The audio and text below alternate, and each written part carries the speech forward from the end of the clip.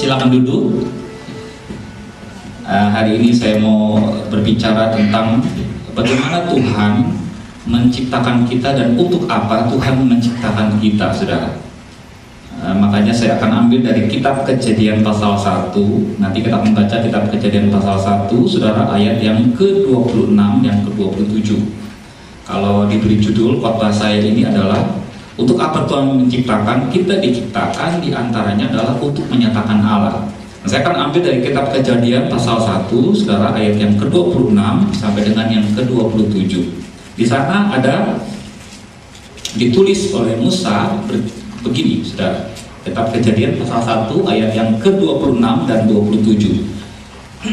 Berfirmanlah Allah, baiklah kita menjadikan manusia menurut gambar dan rupa kita, supaya mereka berkuasa atas ikan-ikan di laut dan burung-burung di udara dan atas ternak dan atas seluruh bumi dan atas segala binatang melata yang merayap di bumi. Ayat 27, maka Allah menciptakan manusia itu menurut gambarnya, menurut gambar Allah diciptakannya dia, laki-laki dan perempuan diciptakannya mereka. Ada dua kata yang sangat menonjol di sana. Katanya kita diciptakan, saudara, ketika ada musyawarah Allah, karena dia pakai kata kita, berarti Allah Bapa, Allah Putra, Allah Roh Kudus sedang bermusyawarah untuk menciptakan masterpiece yang namanya manusia, ya.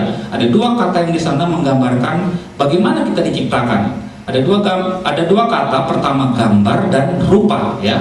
Nah, orang biasanya menganggap bahwa gambar dan rupa ini sama, ya. Kalau saudara baca di beberapa kitab Kejadian, antara kata gambar dan rupa itu sering disilang-silangkan oleh penulis yang namanya Musa. Tapi sebenarnya dalam bahasa aslinya sangat berbeda, ya. Kalau saudara bisa melihat perbedaan ini, saudara bisa menangkap kebenaran ini. Nah, gambar itu dalam bahasa aslinya, saudara, dalam bahasa Ibrani-nya itu tselem, ya. Tselem itu artinya gambar sesuatu yang di dalam, gitu, ya. Jadi misalnya kita anggap bahwa Allah itu memiliki kasih, ya. Manusia harusnya juga memiliki kasih karena dia segambar dengan Tuhan. Memang bedanya kasihnya Tuhan full, kita kadang-kadang sedikit kasihnya. Bahkan ada orang yang kita lihat juga nggak punya kasih, sudah rusak, ya. Allah adil, kita juga sebenarnya punya keadilan, ya. Tapi kadang-kadang kita lihat komposisi kita dengan Tuhan kita lebih kurang. Jadi kita sebenarnya gambaran Allah. Gambar itu adalah sesuatu yang ada di dalam diri kita, sifat-sifat Allah. Saudara pernah dengar istilah apa? Image, gitu, ya. Dalam bahasa Inggrisnya kan diterjemahkan image. Kita ini gambarnya Tuhan. Nah, ada orang yang image-nya takut dinilai, ya. Makanya ada orang yang jaim, ya, jaga image, gitu. Apa artinya orang jaga image? Supaya jangan dinilai buruk. Itu bicara sifat, saudara, ya. Itu orang cerewet, itu orang apa, pelit, itu orang bagaimana. Itu jaim, itu berasal dari kata tselem. Jadi berbicara tentang karakter, tentang sifat-sifatnya, tentang apa yang dimiliki oleh Allah, itu juga ditransfer ke kita. Nah, yang kedua, kata rupa itu dalam bahasa Ibrani-nya adalah dumut, ya. Dumut ini adalah rupa bagian luar. Saya nggak tahu kenapa Musa dia tulis ini, karena saya percaya juga Musa pasti diilhamkan oleh Tuhan, ya. Sebenarnya sih nggak terlalu perlu bagi saya, tapi Musa harus memberitahukan bahwa kita diciptakan bahwa baik sifat maupun di luaran kita itu mirip sekali dengan Tuhan. Nah, saudara jangan kaget, saudara. Nanti kalau saudara sudah mati, ya, masuk surga, Tuhan mirip kita, ya. Dia nggak mungkin berkepala berapa begitu, atau mungkin makhluknya seperti makhluk apa, pasti dia mirip dengan kita. Karena kita ini contekan daripada dia, miniaturnya kita. Nggak ada manusia yang diciptakan di dunia ini yang mirip dengan Tuhan. Binatang, segala-galanya nggak ada. Kalau saudara percaya ada planet lain, ada alien, itu beda dengan yang Tuhan gambarkan. Jadi gambaran jelas itu adalah kepada kita. Jadi kita ini sebenarnya, aduh luar biasa Tuhan. Karena memang Tuhan itu gambarannya adanya di kita saja. Dia akan usahakan bagaimana supaya gambar yang rusak ini dipulihkan. Dia mau bayar berapa saja, karena dia tidak bisa membuat ulang manusia yang kedua. Dia mesti betulkan gambar ini. Makanya ketika Tuhan ciptakan manusia yang pertama ini, saudara mesti tahu untuk apa Tuhan menciptakan manusia. Minimal saudara ada dua, ya. Oh ya, sebelum itu saya mau tes dulu, ya. Kejadian pasal 5, saudara, ayat yang ketiga misalnya, ya. Dalam kitab Kejadian pasal 5 ayat yang ketiga dikatakan begini, setelah Adam hidup 130 tahun, ia memperanakan seorang laki-laki menurut rupa dan gambarnya, lalu memberi nama anaknya itu namanya siapa? Set. Ya. Apa artinya gambar dan rupa di sini? Set itu gambar dan rupanya itu mirip dengan si Adam. Artinya apa? Jadi kalau saudara ketemu dengan Set pada waktu itu, ya mukanya sama, ya mirip-mirip begitu, sifat-sifatnya juga sama. Jadi Allah mau kasih tahu kepada kita. Jadi Musa ini pintar sekali, dia tulis, saudara. Dia tulis pertama tentang bagaimana Allah menciptakan manusia segambar dan serupa. Dia coba kasih contoh, ya. Adam juga dia punya anak ya yang serupa dan segambar dengan dia. Jadi kalau kita tidak mengerti hal ini, katanya Musa, bodoh sekali saya sudah paparkan begitu banyak sekali bertebaran di beberapa ayat, saudara, ada gambar, ada rupa. Jadi saudara mesti bangga, ya. Jadi kalau saudara ada sesuatu yang punya masalah atau apapun juga, Tuhan pasti bela, karena dia memang gambarnya ada di kita semua. Cuman memang kalau kita dibanding-bandingkan dengan orang lain yang sudah dipulihkan lebih bagus daripada kita, kadang-kadang gambar Tuhan kan lebih rusak daripada kita, ya. Tuhan itu ada kebenaran, kita ada benar, tapi kadang-kadang kita banyak salahnya. Nah, jadi inilah itu sebabnya ada gereja, saudara, kita mau dipulihkan lama-lama sampai sesempurna mungkin. Amin, saudara. Sampai full, sampai komplit segala apa yang digambarkan oleh Allah. Nah, ada dua tujuannya, saudara. Ini saya boleh masuk ke dalam khotbahnya ya, ayat yang ke-26 Kejadian pasal 1. Ada dua di sana tujuan Tuhan menciptakan manusia. Yang pertama, dia sudah memberitahukan kepada kita untuk apa Tuhan menciptakan manusia. Dikatakan ada kata supaya, baiklah kita menjadikan manusia menurut gambar dan rupa kita, ya, supaya mereka, itu manusia yang diciptakan segambar dan serupa dengan Allah itu berkuasa, memiliki otoritas, ya, mempunyai kekuasaan. Apa? Nah, diinventaris oleh Musa, dikatakan atas ikan-ikan di laut, atas burung-burung di udara, dan atas ternak, atas seluruh bumi. Jadi Tuhan mendesain manusia, memang pertama-tama dia desain supaya manusia itu bisa memerintah bersama-sama. Ya, kadang-kadang saya coba permisalkan, andai kata manusia tidak jatuh dalam dosa, kita lahir di Taman Firdaus, kita mungkin tidak repot-repot seperti ini. Kita pasti sudah diberi kekuasaan sama Tuhan, karena memang itulah manusia diciptakan. Destininya adalah memerintah bersama-sama dengan saya.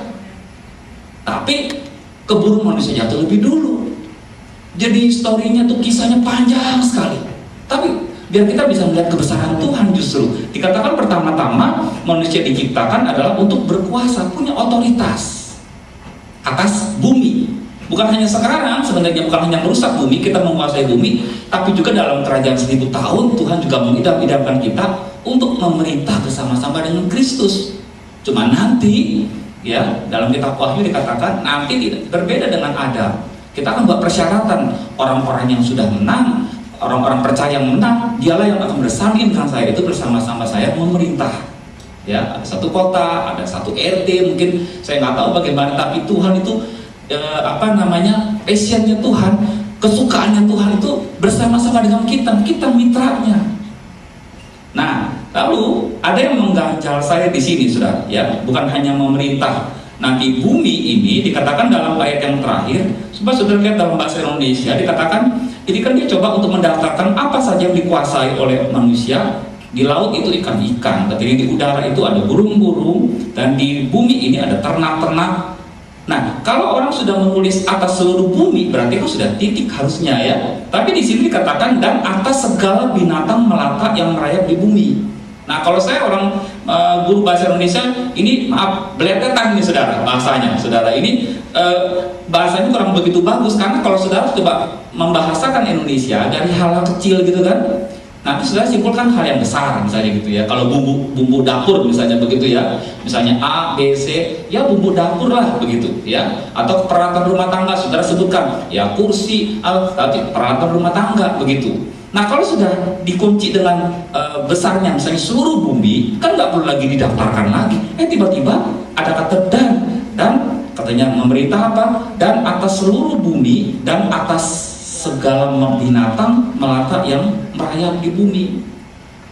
Ya, saya kira ini Tuhan tidak hanya kita memerintah ular, tapi kemungkinan besar ya Tuhan mau Adam itu tahu bahwa ular itu ya, Lucifer itu sudah masuk ke dalam Firdaus waktu itu. Ya, sebenarnya destiny Tuhan kepada Adam juga adalah dia memerintah bukan hanya bumi tapi juga ular. Kamu kuasai itu ular. Kamu ditakdirkan untuk menang dalam segala hal. Justru ular inilah yang mengalahkan Adam. Ya, saya punya khotbahnya ini bahwa satu kali kelak justru yang menggiring ke neraka itu sebenarnya bukan malaikat-malaikat tapi orang percaya sekarang. Ya, orang percaya itu destiny-nya besar sekali. Tuhan kasih porsi sebesar-besarnya bagi orang percaya. Cuma harus kembali kepada tujuan ciptaan Tuhan yang pertama. Dia mesti mengambil kekuasaan ini. Ya, tapi khotbah saya bukan ini, saudara. Ini naik kepanjangan ya. Nah, khotbah saya ini yang kedua, ya. Yang kedua, Tuhan ciptakan manusia ini bukan hanya berkuasa atas bumi, ya, atas ular, atas iblis, tapi yang kedua itu adalah untuk menyatakan Allah. Tadi yang saya sudah kasih judulnya, diciptakan untuk menyatakan Allah. Jadi kalau kerennya itu saudara, khotbahnya mesti dilahirkan untuk mengekspresikan, memanifestasikan Allah. Saudara dilahirkan, saudara diciptakan, saudara ada di dunia ini untuk menyatakan Allah. Nah, saya baca di beberapa kitab ya, misalnya Mazmur, memang ada kesaksian oleh pemazmur bahwa yang menyatakan Allah itu banyak ya. Kita juga bisa melihat kemuliaan Tuhan, kehebatan Tuhan dari alam. Ya, kitab Mazmur mengatakan bahwa cakrawala itu menceritakan tentang kemuliaan Tuhan. Ya, kalau saudara lihat ya, cakrawala itu kan begitu megah sekali. Saudara ada yang pergi ke gunung, saudara lihat, wah betapa hebatnya Tuhan kita, ya kan? Saudara lihat badai, wah betapa dahsyatnya Tuhan kita. Tapi terus terang, tidak ada ciptaan Tuhan, saudara, yang bisa menyatakan isi hati Tuhan secara detil, kecuali manusia. Kita tidak bisa mengenal Tuhan secara mendetil ya, sifat-sifatnya itu kecuali melalui manusia. Kita tidak bisa menciptakan tidak bisa membayangkan saudara tentang bagaimana Tuhan mengasihi orang misalnya dari badai atau dari gunung. Ya, memang katanya cakrawala menceritakan kemuliaan Tuhan, tapi dia tidak bisa spesifik menceritakan tentang kasih Tuhan, kerinduannya Tuhan. Ya, apa yang Tuhan mau dalam hidup ini. Hanya manusia diciptakan untuk bisa menyatakan Allah. Nah, saya punya ini, saudara, punya sarung tangan, ya. Sarung tangan ini bagi saya gambar tangan, bukan kaki, saudara, betul ya? Kita juga diciptakan segambar dan serupa dengan Tuhan. Kita ini bukan Tuhan, memang kita ini gambaran Tuhan. Ini bukan tangan, ya, tangannya ini, ya. Jangan dikedipkan mata, saudara ya, nanti saudara akan grogi melihat sesuatu yang lain. Nah, cuma saya coba, saudara, ini sarung tangan, walaupun dimasukin apa saja kan nggak bisa, di bolpen juga nggak bisa, bolpennya harus 5, ya. Saudara masukin air malah dia basah, masukin lilin juga nggak bisa, ya. Dia kan mesti dimasukin sama tangan, ya kan? Ya, saya juga tahu Pak Yusuf, tapi saya punya tujuan nih, saudara ya. Jadi gini, saya masukin tangan saya ke sini, tangan saya untung pas ada 5 ya jarinya nih, pas, ya. Nah, ketika ada satu yang selip. Nah, ketika tangan saya dimasukin di sini, saudara bisa melihat ya bahwa ini tadi kan nggak bisa apa-apa kan. Nah, sekarang dia bisa hidup, ya. Nah, sekarang saya mau kasih tahu kepada saudara ya, kalau saudara pintar saya tes dulu. Kalau ini artinya apa? Nah, dari mana saudara tahu? Saudara kan bisa ngerti maunya saya kan? Kalau saya bilang begini, katanya gitu. Damai bukannya, dia pemilu udah hilang, saudara ya. Jadi sarung tangan yang tadinya mati, yang tidak berguna apa-apa, dia membantu saya untuk menyatakan apa yang menjadi kemauan saya. Paham gitu maksud saya ya? Manusia kan seperti ini kan. Manusia tanpa Tuhan juga dia tidak bisa menyatakan Allah sama sekali. Dia hebatnya bagaimanapun, kekuatan dia tidak seberapa. Kalau saudara mau dipakai Tuhan, izinkan dia masuk dalam diri saudara, ya, seperti sarung tangan. Karena katanya konon, saudara, beberapa orang melihat, dia mensurvei, katanya manusia kan nggak bisa dimasukin oleh siapapun dan oleh apapun juga. Ya, saudara bisa kaya, ya, nggak bisa kekayaan dimasukin ke sini. Saudara mungkin punya apa? Anak yang cantik kali juga nggak bisa memuaskan saudara sekali. Dia akan menjadi besar dan dia mungkin juga menikah, akan berpisah dengan saudara. Yang bisa memuaskan betul-betul dalam hati saudara itu adalah Tuhan, karena pasnya itu adalah Tuhan. Nah, dalam 1 Tesalonika, saudara, pasal yang kelima ayat yang ke-23, memang kita diciptakan sengaja oleh Tuhan itu beda dengan binatang, dengan tumbuhan. Kita diciptakan itu sebagai suatu wadah. Nah, wadahnya itu namanya roh. Dalam ayat yang ini, ya, dikatakan semoga Allah damai sejahtera menguduskan kamu seluruhnya, dan semoga roh, jiwa, dan tubuhmu terpelihara sempurna. Jadi ada roh, ada jiwa, ada tubuh. Nah, roh itu sebenarnya menurut saya adalah wadahnya, tempatnya Tuhan. Nah, terus terang aja iblis, saudara, kadang-kadang coba masuk ke dalam roh. Kan ada orang yang kerasukan begitu. Tapi dia tidak bisa sepenuhnya masukin manusia. Manusia nggak bakalan bahagia di sana, malah jadi nggak karuan kan? Justru tempatnya Tuhan. Kalau saudara tahu kebenaran ini, hanya diizinkan Tuhan masuk ke sana, hidup saudara itu full, hidup saudara itu puas, karena memang untuk itulah saudara diciptakan. Seperti sarung tangan tadi, nggak bisa dimasukin oleh apapun, oleh siapapun juga, kecuali oleh Tuhan sendiri. Nah, peristiwa masuknya Tuhan dalam hidup saudara itu kita namakan lahir baru, ciptaan baru, ya. Saudara yang percaya kepada Tuhan Yesus, itu prosesnya. Ya, saudara jangan anggap bahwa ketika saudara percaya kepada Yesus kemudian ada ritual kecil dibaptis begitu, saya jadi Kristen. Bukan sekedar itu. Itu peristiwa besar menurut saya. Peristiwa masuknya Tuhan ke dalam diri manusia itu perkara besar menurut saya. Saudara mesti menghargai. Makanya pendeta, saudara, dia coba kasih sertifikat, ya, bukan mengembangkan, diingatkan, pernah peristiwa dalam hidupmu Tuhan masuk dalam diri kamu. Ada hitam di atas putihnya ini. Makanya pendeta kan tidak asal baptis begitu aja kan. Dia tanya dulu, apakah engkau percaya kepada Tuhan Yesus? Ya, dia adalah anak Allah yang hidup, percaya. Ya, seperti orang menikah begitu kan. Dia baptis. Nah, kalau saudara betul-betul percaya Tuhan masuk dalam hati saudara, dia berdiam di sana. Nah, saat itulah saudara tahu bahwa saudara dimulainya penyataan Allah dalam diri saudara. Makanya ada beberapa orang ketika dia baru percaya kepada Tuhan, dia mudah menyatakan Allah, ya. Saya akan kasih contoh Yesus aja. Yesus ini kan mudah, ya. Yesus itu sengaja dia jadi manusia, tujuannya memang mati untuk manusia dan menebus, ya, manusia. Tapi tujuan yang lain itu sebenarnya ketika Yesus jadi manusia, dia ingin menjadi model supaya manusia itu bagaimana kira-kiranya menjadi gambar Allah yang kelihatan. Nah, saya akan bacakan dalam Kolose pasal 1, ya, dalam ayat yang ke-16 di sana. Kolose pasal 1 ayat yang ke-15, ya. Sekarang dikatakan begini. Yesus atau Ia adalah gambar Allah yang tidak kelihatan. Yesus adalah gambar Allah yang tidak kelihatan, yang sulung, yang lebih utama dari segala yang diciptakan. Saya lompat ke ayat ke-19. Karena seluruh kepenuhan Allah berkenan diam di dalam Dia. Nah, terjemahan bahasa Indonesia sehari-hari bagus, ya.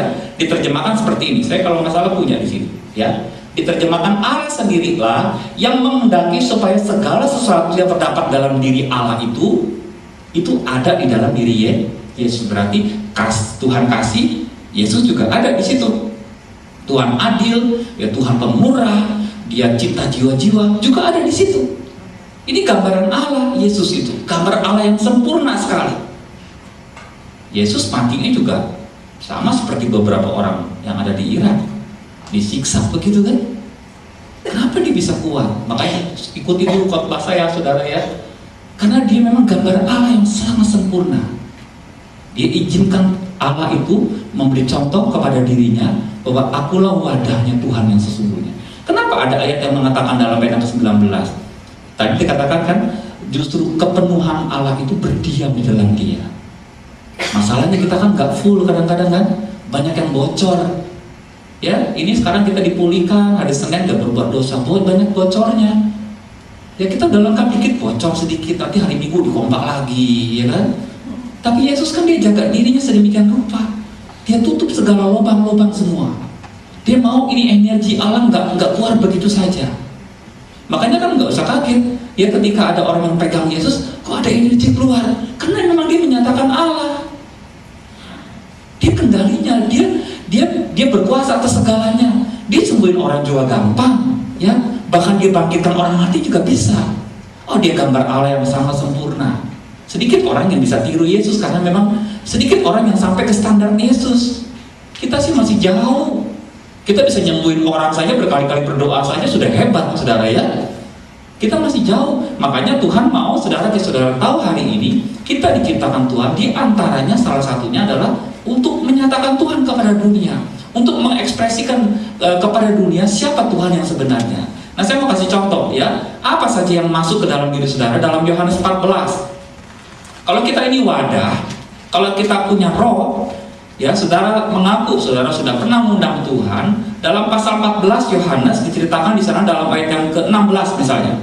Ya, saya akan rinci ya apa saja yang ada dalam diri saudara ketika saudara terima Tuhan. Dalam Yohanes 14 saudara ayat yang ke-16 dan 17. Dikatakan begini, "Aku," katanya Yesus, "akan minta kepada Bapa, dan Ia akan memberikan kepadamu seorang penolong yang lain, supaya Ia menyertai kamu apa? Selama-lamanya." Ada keterangan waktu di sini. Dalam ayat yang ke-17, yaitu Roh kebenaran. Dunia tidak dapat menerima Dia, sebab dunia tidak dapat melihat Dia dan tidak mengenal Dia. Tetapi kamu mengenal Dia. Siapa Dia? Di sini nih. Aku akan mengirimkan penolong yang lain, siapa? Hah? Roh Kudus kan? Nah, terus dikatakan sebab Ia menyertai kamu dan akan apa? Diam di dalam kamu. Roh Kudusnya kan ada dalam kita. Nah, ayat yang ke-23 ya. Ayat yang ke-23. Biar saudara besar hati hari ini ya.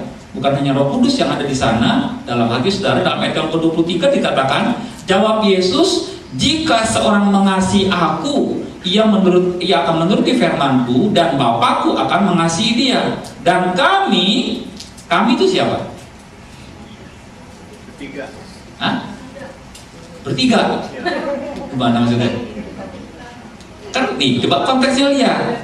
Jika seorang mengasihi Aku, kata Yesus, ia akan menuruti firman-Ku, dan Bapakku akan mengasihi dia. Dan kami, siapa tuh? Enggak, kalau Bapa, Putra, dan Roh Kudus. Enggak, tiga-tiganya kami itu adalah Yesus dan Bapa.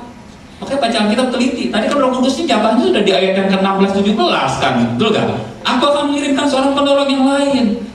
Nah, makanya saudara, kadang-kadang saya juga sama kayak saudara dulu ya. Ada konsep kami, pokoknya Allah Bapa, Putra, Roh Kudus. Beda dengan kami yang ada di kitab Kejadian. Yesus mengatakan, kalau ada orang yang mengasihi Aku, dia akan dikasihi oleh Bapakku. Dan kami kan Bapa yang diikutsertakan, dan kami, janjinya Tuhan Yesus akan datang kepadanya dan diam bersama-sama dengan Dia. Jadi kata diam itu dikenakan untuk Roh Kudus, untuk Yesus dan Bapa. Jadi dalam diri kita ini bukan hanya ada Yesus, bukan hanya ada Roh Kudus, tapi juga ada Bapa juga. Komplit kita. Dan satu-satunya manusia yang bisa dimasuki oleh Allah Tritunggal itu hanya manusia. Hebat kan? Kita ini kan apa? Kan barang rongsokan menurut kita. Ini kan daging kita nih, flesh ini kan banyak dosa. Tapi Tuhan mau singgah dan Dia berdiam di dalam kita. Ada Allah Roh Kudus, dikatakan ada apa? Putra, ada Allah Bapa. Nah, saya akan masuk ke ini, saudara, contoh-contoh ya. Jadi saya sih setuju orang karismatik dia akan kembangkan manifestasi Roh Kudusnya luar biasa ya. Jadi kalau orang karismatik itu kan dia percaya Roh Kudus itu mengurapi dia, ada dalam diri dia, lalu dia buat apa saja bisa ya, nyembuhin orang, terus dia kalau ada orang yang lagi lemah dia bernubuat bisa ya, dia bisa apa menebak hati orang, marifat itu bisa ya, bahkan dengan kuasa yang sama, saudara dia bisa bangkitkan orang mati. Itu sih bisa, apa saja bisa, agama lain juga bisa ya, karena kuasa itu memang diberikan kepada saudara untuk melengkapi kita supaya kita menginjil dan orang percaya apa yang kita omongin itu ya. Itu sudah banyak sekali dan banyak tahun-tahun lalu, beberapa puluh tahun lalu orang main di sini saja karismatik ya. Jadi kalau dalam pelayanan seperti kayak tadi begitu ada orang lagi bernubuat begitu, bisa aja orang itu ya. Cuma kata Paulus, membuat kita tidak sempurna, marifat kita tidak sempurna. Ya, jangan ada orang yang memang benar-benar sakti begitu full gitu, nggak ada. Kalau ada orang yang bernubuat pasti ada salahnya sedikit ya, menunjukkan bahwa betapa dia membutuhkan Tuhan. Dia nggak boleh sombong ya. Nah, yang kedua, saudara perlu tahu bahwa bukan hanya Roh Kudus yang ada dalam diri saudara, makanya saudara kan nggak hanya mengembangkan Roh Kudus dalam diri kita, tapi juga ada yang namanya Bapa di sana. Nah, Bapa ini saudara pelajari sifatnya kan dia penuh kasih. Bapa ini pengampun. Makanya ketika saya benci kepada seseorang atau saudara tidak suka kepada seseorang, dan saudara sulit mengampuni orang itu, saudara punya bahan mentahnya dalam hati saudara. Amin. Ya, tinggal kita mengatakan saya mengampuni dia, nggak mungkin deh. Kalau saya sendiri nggak mungkin, sifatnya saya itu keras. Saya orangnya adil. Kalau saya diperlakukan tidak adil begitu, saya akan balas dia. Nggak mungkin deh. Tapi kalau saudara tahu bahwa ada Allah dalam diri saudara, Allah yang mengampuni saudara, maka saudara akan mengatakan, Tuhan tolong dong. Karena ada sifatnya Tuhan dalam diri kita. Nah, saudara pasti diberi kekuatan oleh Tuhan untuk memanifestasikan yang namanya kasih Tuhan kepada dia. Ya, Yesus itu suka menyelamatkan orang. Dia nggak suka atau dia sedih lihat orang-orang yang susah.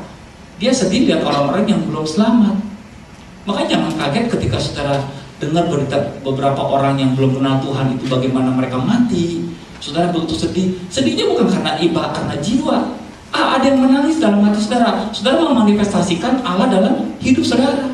Ada kan orang yang mengerang begitu kan? Nah, di Mosul ya, Suriah itu kan banyak disiksa katanya ya. Sekarang nggak tahu itu belum diblokir juga kalau nggak salah ya. Ada orang yang digorok macam-macam gitu saudara ya. Sampai ada beberapa majelis gereja yang ngomong-ngomong bertukar pikiran, kenapa sih Pak Allah biarkan begitu saja? Ya, kita lihatnya saya udah ngeri gitu ya, gimana katanya ya. Ya saya bilang itu udah ada ditulis ya, beberapa ayat di dalam Yohanes 16 juga ada kan. Ada orang yang mengira kalau dia membunuh orang-orang percaya, ya itu adalah bagian dari ibadah dia. Nggak perlu terkejut, itu memang zaman dulu juga sudah begitu. Tuhan sudah tahu lebih dulu. Tapi tidak dikasih contekan kapan tahun berapa itu akan mulai. Ada satu orang guru ya, namanya Fadi ya, dia diwawancarai. Dia bilangin rumah saya sudah direbut ya. Kalau saya nyebutnya ini ya, nyebutnya itu apa namanya? Ini saya Itong Suryana, saudara ya. Singkatannya saudara tahu ya. Ini saya Itong Suryana. Saudara maksud saya? Ya. Saya nyebutnya begitu. Ngerti gak maksudnya? Isis maksudnya saudara ya. Ini saya Itong Suryana. Nah, itu udah direbut rumahnya, semuanya sudah diambil. Dan ada beberapa orang kan yang mengungsi kan, banyak yang mengungsi. Tapi dia bilang enggak, saya nggak mengungsi aja. Kalau semua barang saya diambil dan nyawa saya diambil, biarin aja, kata dia gitu. Saya kan mikir kan, kok berani banget ini orang. Kalau saudara di posisi yang sama, saudara ngibrit jauh-jauh kan. Saya juga sama kemungkinan besar. Nah pertanyaan, dari mana keberanian itu muncul? Saya katakan sama orang-orang yang tanya, kemungkinan besar Allah sedang menyatakan siapa dia sebenarnya, amin. Dia penuh kasih. Kan beda dengan orang-orang yang lain. Banyak orang-orang lain mengutuki loh saudara. Sekarang Allah mau menyatakan kedahsyatan dia dan juga menyatakan belas kasihan dia, kasih dia kepada orang lain. Terus terang aja dikisahkan belum selesai. Ini kan masih dalam urun waktu. Kita nggak tahu 4 tahun ke depan apa yang terjadi, betul? Ini masih dalam prosesnya nih, pengolahannya. Kita nggak tahu. Saya juga nggak bisa simpulkan apa-apa.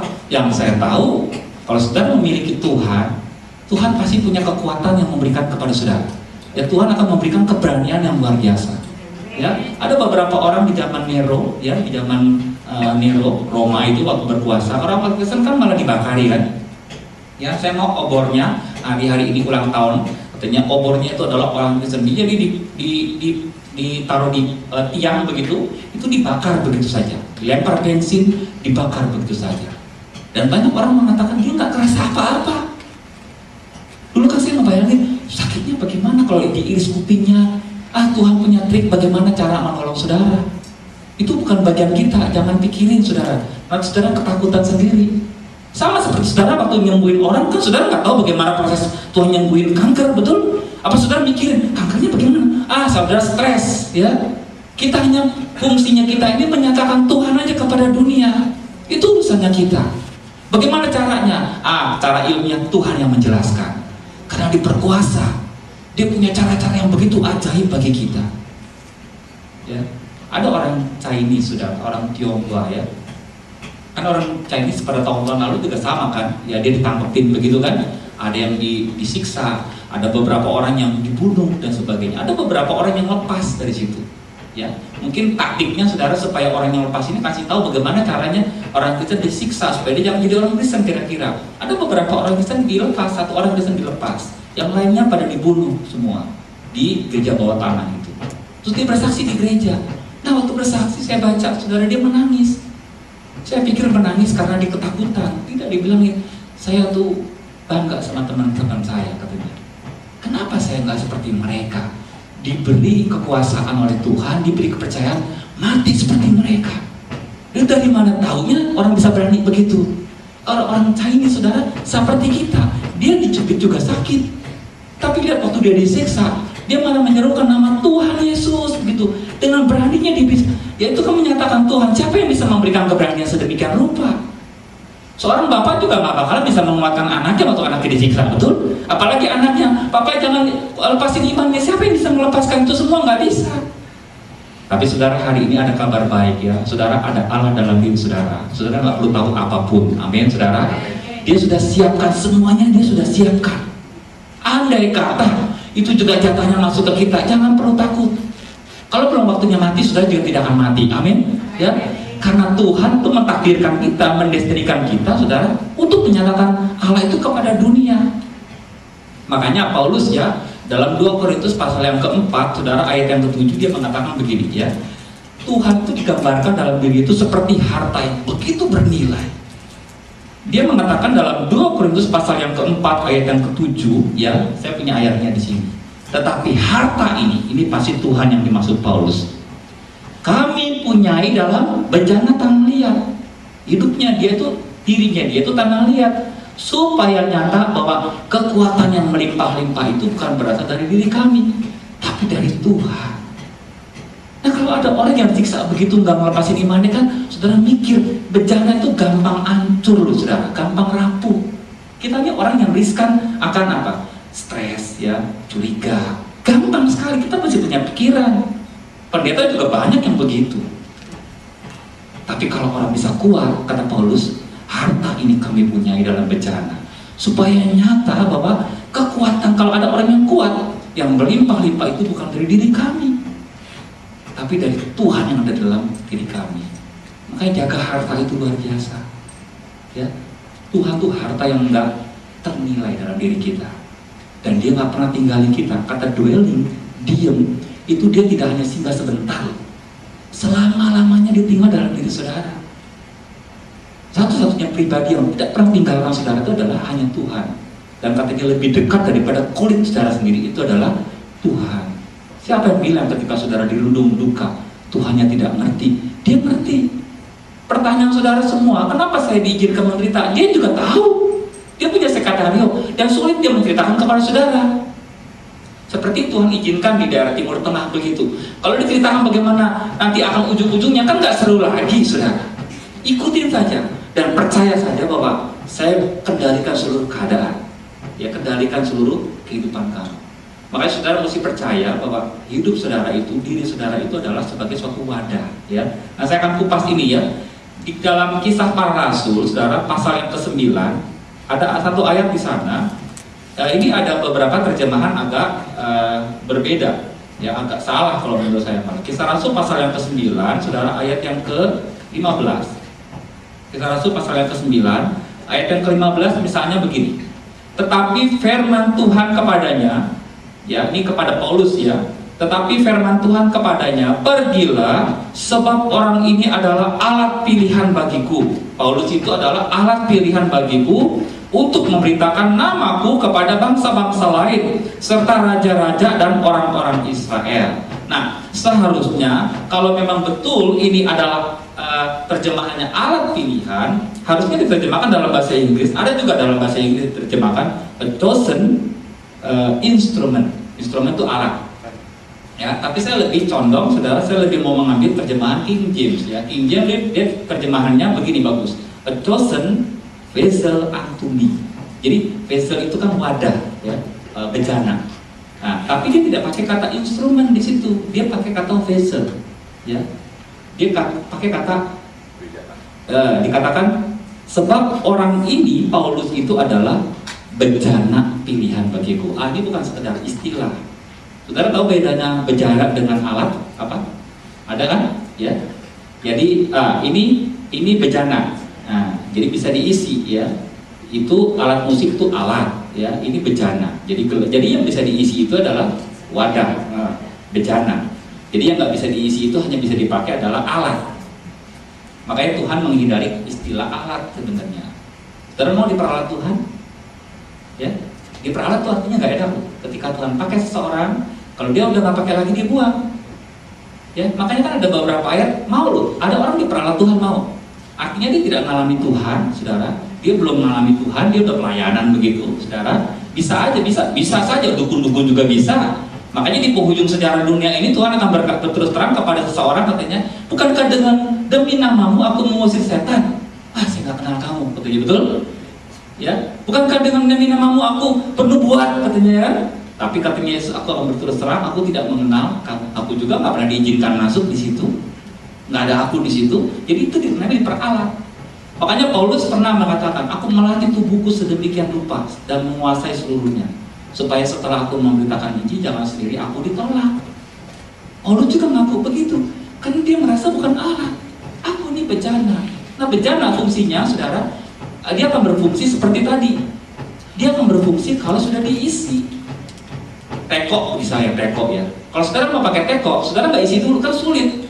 Saudara mesti isi dulu, saudara mesti mengalami dulu kasih Tuhan yang luar biasa dalam diri saudara. Saudara mesti mengalami dulu belas kasihan yang luar biasa. Makanya sebelum saudara dipakai Tuhan, ngomong kepada Tuhan dong. Tuhan kali ini isi hidup saya seluruhnya Tuhan. Jangan buat saya kosong. Jangan buat saya itu kering ya. Isi hidup saya. Nah kalau sudah full, gampang membagikannya kepada orang lain. Saudara nggak perlu pilih kata-kata yang cukup bagus. Saudara hanya bisa mengatakan kepada saudara, Tuhan mengasihi kamu sangat luar biasa.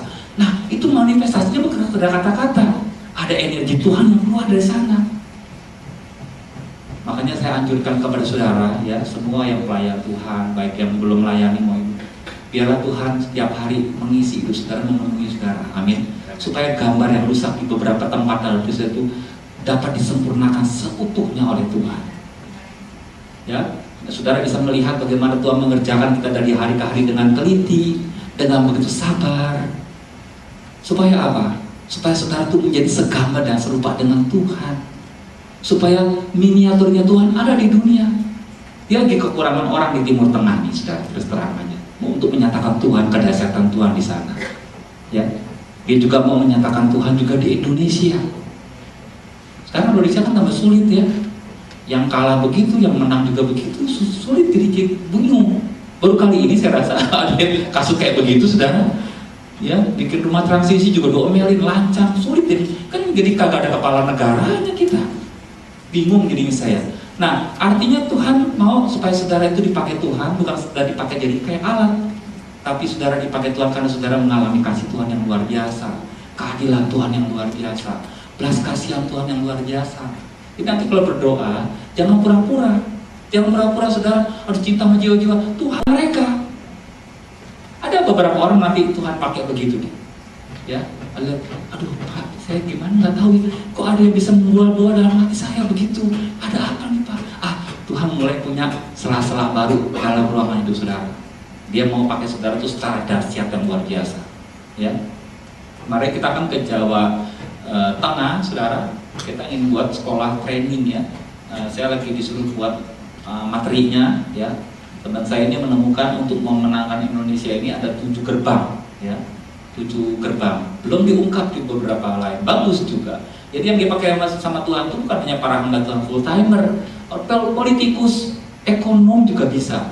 Jadi saya mesti buat materi bagaimana supaya bisa masuk kepada bisnismen, politikus ini jiwa-jiwa, supaya mereka punya hati misi, tapi mereka tetap ada di posisi mereka masing-masing. Ya, dan kita sudah berunding ya semalaman begitu. Bisa, orang bisnismen yang cari uang pun bisa, hatinya untuk Tuhan bisa.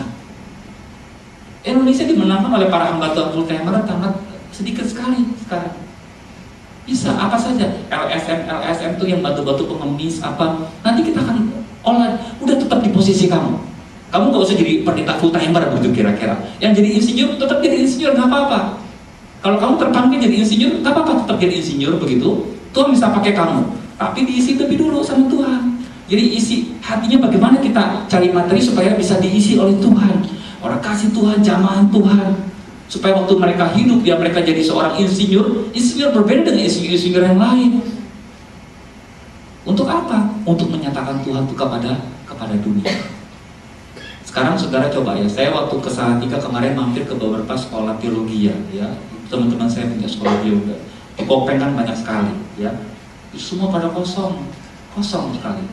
Sekarang kosong Pak, katanya ada beberapa orang saja katanya. Itu banyak sekolah teologi loh. Saya juga nggak tahu, katanya mereka. Dalam saya tahu katanya. Sekarang udah nggak zamannya lagi sekolah teologi kali Pak. Ya, banyak orang-orang Kristen dipakai Tuhan luar biasa loh di gereja.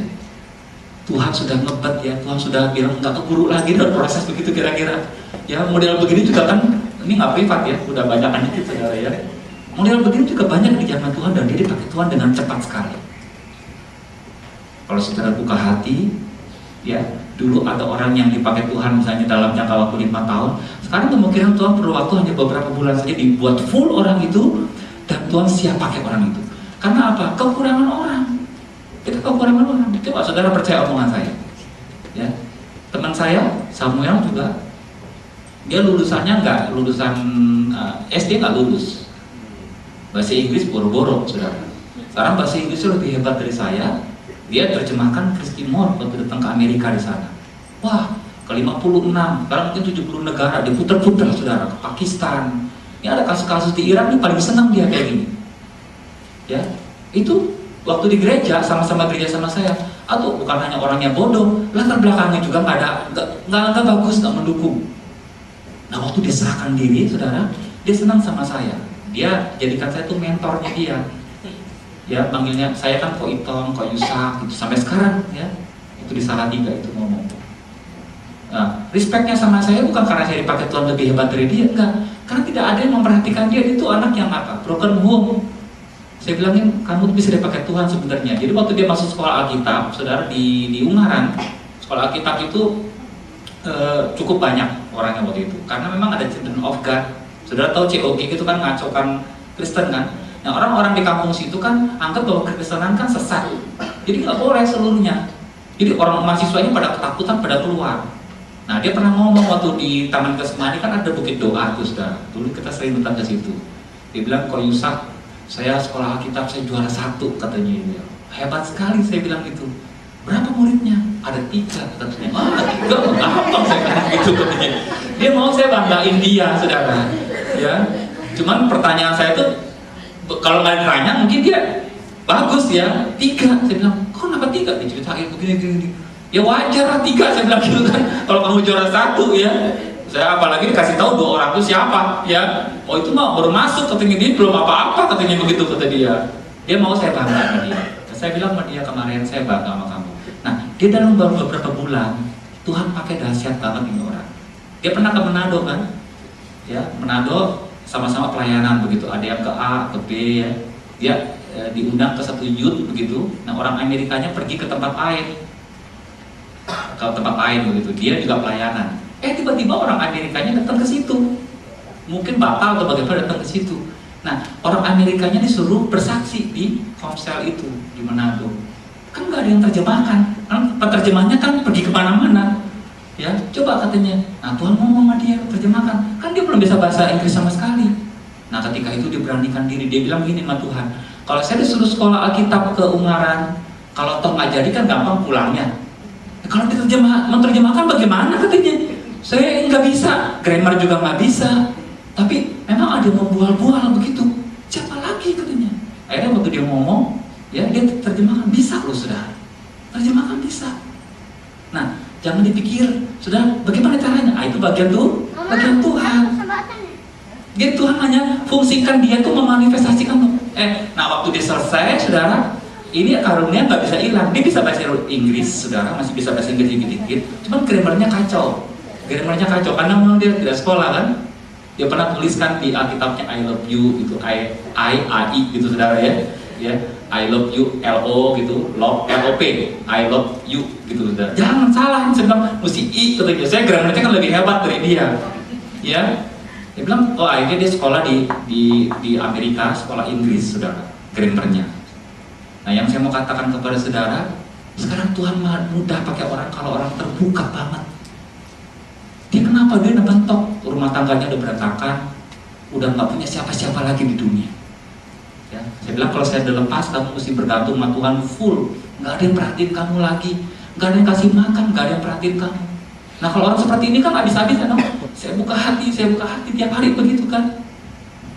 Nah, Nah, saya mau katakan kepada saudara bahwa Tuhan tuh mau pakai kita, tapi dengan cara yang berbeda. Dia tidak memperalat, dia bukan Tuhan yang jahat. Dia tidak pakai orang, kemudian setelah dia selesai pakai, dia buang, enggak. Dia mau kita juga mengalami kasih Tuhan yang saudara beritakan itu. Satu lagi ya saudara ya, 2 Timotius pasal yang kedua, saudara, dikatakan ayat 22, ini sering saya baca.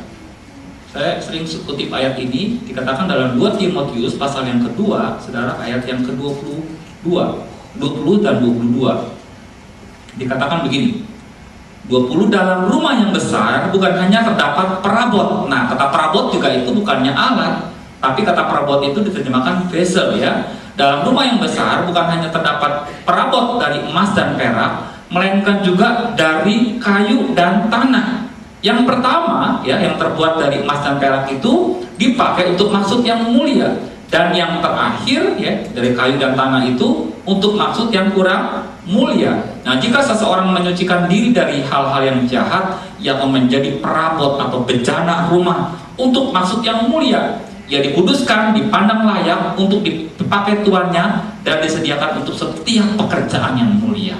Dia tidak ulangi lagi tanah dan tadi itu kayu. Jadi dia kasih tahu di ayat 21, syaratnya ada, tapi dia bilang idam-idaman saya, ya, passionnya saya, kata Tuhan, kecintaan saya itu adalah supaya orang bisa dipakai untuk maksud yang mulia. Tapi dalam dunia Kristen memang ada dua jenis bejana. Ada yang bejana yang sudah kena proses begitu banyak sekali, ada bejana yang jelek ya, dari kayu dan tanah. Ya, saya pernah kasih tahu kepada saudara kan, kalau saudara punya bejana yang jelek, pasti kan kita taruh di belakang rumah kita. Tapi kalau kita punya bejana yang bagus, yang mahal, ya, pasti nggak mungkin taruh di tempat yang tersembunyi. Ya, saudara kan taruh di tempat yang bisa ruang publik itu ada. Kenapa? Untuk pamer. Saudara mau kasih tahu kepada orang yang datang di situ kan, ini loh kebanggaannya kita. Apalagi ketika saudara beli dan itu sulit dibelinya, saudara akan ceritakan dengan luar biasa. Wah, ini prosesnya dapat ini luar biasa. Tuhan kan sama seperti saudara, ya, seperti orang yang tadi. Ketika Tuhan menemukan saudara menjadi bejana yang bagus, ya, bejana emas dan perak, ada henti-hentinya Tuhan itu menempatkan saudara di posisi-posisi yang cukup bagus, ya. Makanya saya kira nggak kebetulan ya, di daerah Timur Tengah itu kan dilihat oleh publik, ya, dilihat oleh seluruh dunia. Saya dengar Amerika kan lagi memborbardir katanya, ya, lagi dihajar terus begitu. Kalau toh nggak dihajar pun, memang Tuhan lagi pamer orang-orang yang Dia cintai di sana. Saya nggak tahu mereka kenapa lahir di situ. Tuhan punya jawaban sendiri, betul ya.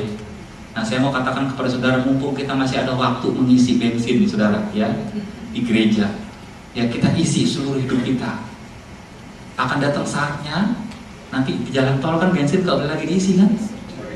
Saudara nggak bisa isi lagi loh anugerah Tuhan. Habis kata Tuhan, sudah tutup. Ya, modalnya itu aja. Ayo. Kalau saya mah udahlah, seberapa yang ada kita ambil semua apa yang Tuhan punya. Kalau bisa datang kebaktian jangan telat, betul gak? Ini kebaktiannya bagus loh, ya, praise and worship itu juga bagus. Serap itu hadiratnya Tuhan, serap itu kasihnya Tuhan dari awal sampai habis. Seperti orang yang kelaparan, seperti orang yang haus. Coba kalau saudara sikap hatinya begitu ya, jam 10 aja datang ke sini, hadiratnya Tuhan udah kuat banget gitu. Ada ayat yang mengatakan dalam ayat yang terakhir ya, si Yudas dia bertanya begini kepada Tuhan Yesus. Mungkin pemusiknya bisa masuk ke situ ya. Dalam Yohanes pasal 14 ayat yang ke-22 dikatakan begini oleh Yudas. Yudas yang bukan Iskariot berkata kepadanya, Tuhan, apakah sebabnya maka engkau hendak menyatakan dirimu kepada kami dan bukan kepada dunia? Tapi dalam ayat yang ke-23 Yesus jawabnya lain. Tadi itu yang saya bacakan, jika seorang mengasihi aku yang menuruti firmanku, dan Bapakku akan mengasihi dia dan kami akan datang. Jadi pertanyaan ini gak pernah dijawab sama Tuhan Yesus. Yudas kan pertanyaannya jelas kan, kenapa engkau menyatakan itu kepada kami, engkau memperkenalkan dirimu kepada kami, kenapa engkau isi kami sedemikian rupa supaya kami bisa kenal engkau, kenapa tidak kepada dunia? Nah, sekarang jawabannya ada di mulut saudara. Saudara bisa jawab, karena yang menyatakan kepada dunia itu adalah saya. Siapa bilang Tuhan tidak butuh saudara? Dia butuh bejana-bejana yang bagus. Kita mitranya Tuhan. Destininya Tuhan dari awal, kita mitranya Tuhan. Kita bukan kacung, sekedar kacung bawahan begitu loh, tidak. Mari kita berdoa, saudara. Makasih Tuhan. Terima kasih Tuhan Yesus. Terima kasih Tuhan untuk kesempatan kami boleh mengisi hidup kami dengan keajaiban Tuhan, dengan kasih Tuhan.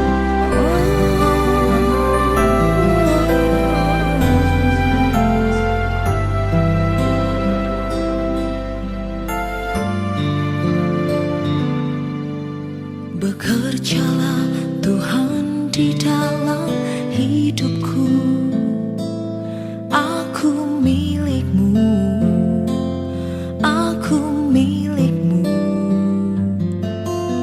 Kuasai seluruh kehidupanku, semua milik-Mu, hanya untuk-Mu.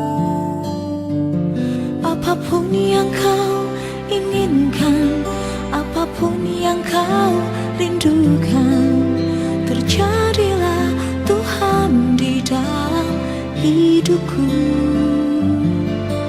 Asal nama-Mu Tuhan ditinggikan dan dimuliakan, aku milik-Mu, selamanya untuk-Mu.